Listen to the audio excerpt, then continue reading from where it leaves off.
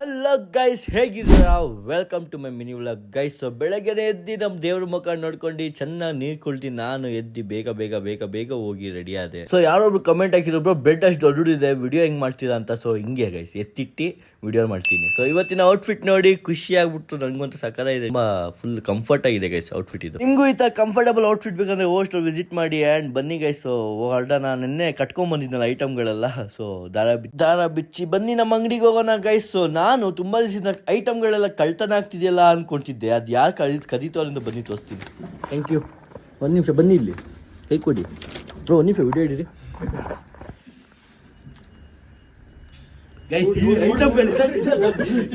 मारो मुझे मारो